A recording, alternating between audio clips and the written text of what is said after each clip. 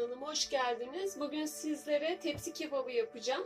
Öncelikle bir malzemelerimi sıralayacağım. Çünkü hepsini robottan çekeceğim için sıralaması zor olur.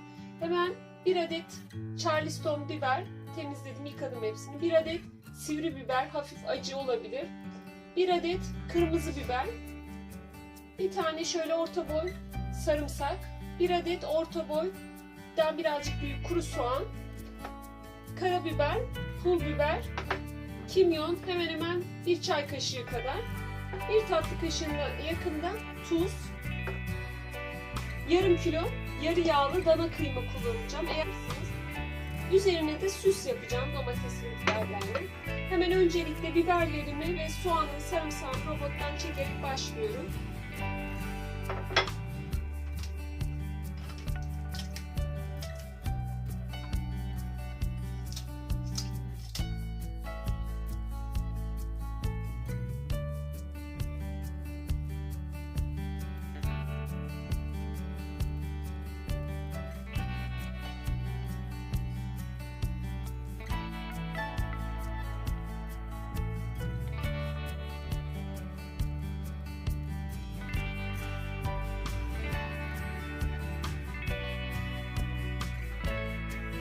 Evet, bütün malzemeleri robottan çektim. Maydanoz unutmuşum. Bir tutam da maydanoz çektim. Hemen 3 yemek kaşığı kadar sıvı yağ ekliyorum. Karabiber, kimyon.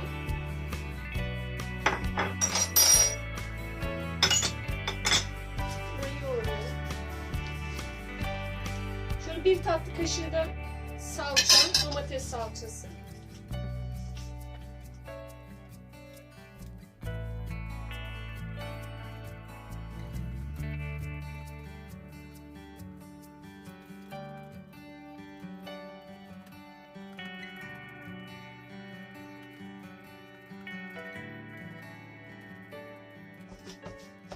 Evet, yeterli. Eğer ki isterseniz bir gün öncesinde yapıp böyle bu şekilde dolaba atabilirsiniz. Hiçbir şekilde sorun olmaz. Ya da tepsiye dizip o şekilde de atabilirsiniz.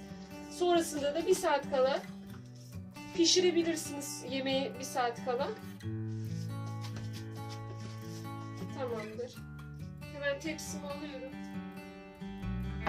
Bunun için yuvarlak bir tepsi kullanıyoruz.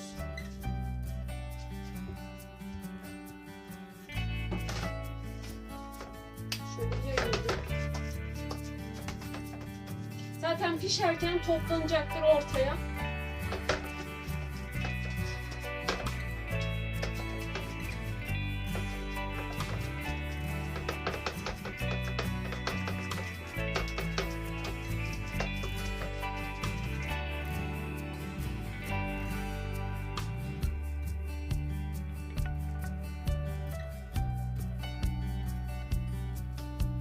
Evet, gördüğünüz gibi bu şekilde. Birazcık dışlara da verdim şöyle çıkıntı olması için. Hemen biberlerimi koyuyorum.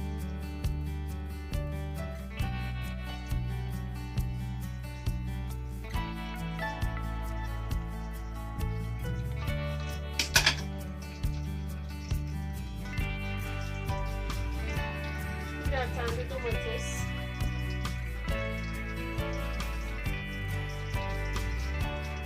Şöyle bir tatlı kaşığı domates ya da biber salçası, benimki domates. Bir su bardağını tam doldurmadan şöyle yarımdan biraz fazla su da ekliyorum ve çırpıyorum.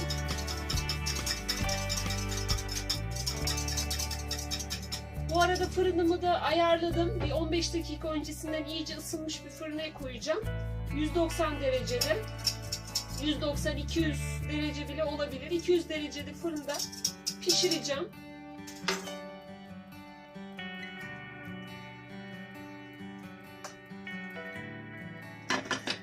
Ben üzerine tereyağı koyacağım. İsterseniz sıvı yağ da koyabilirsiniz. Tamamen tercihinize göre.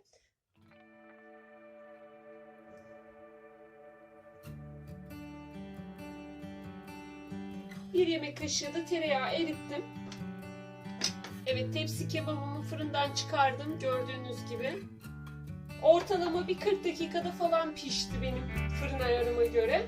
Hemen ben burada birazcık mercimek çorbası yaptım yanına. Biraz ayran yaptım. ve tam buğday ekmeğini de hazırladım.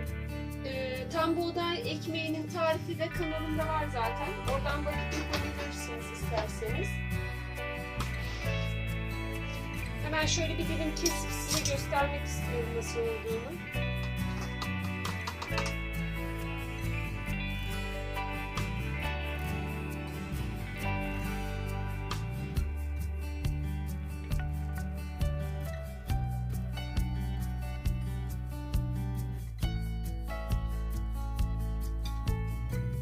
Evet, gördüğünüz gibi gayet de güzel oldu. Umarım siz de dener ve beğenirsiniz. Videolarımın altındaki malzeme listesine göz atmayı unutmayın. Bir dahaki videoda görüşmek üzere. Hoşça kalın.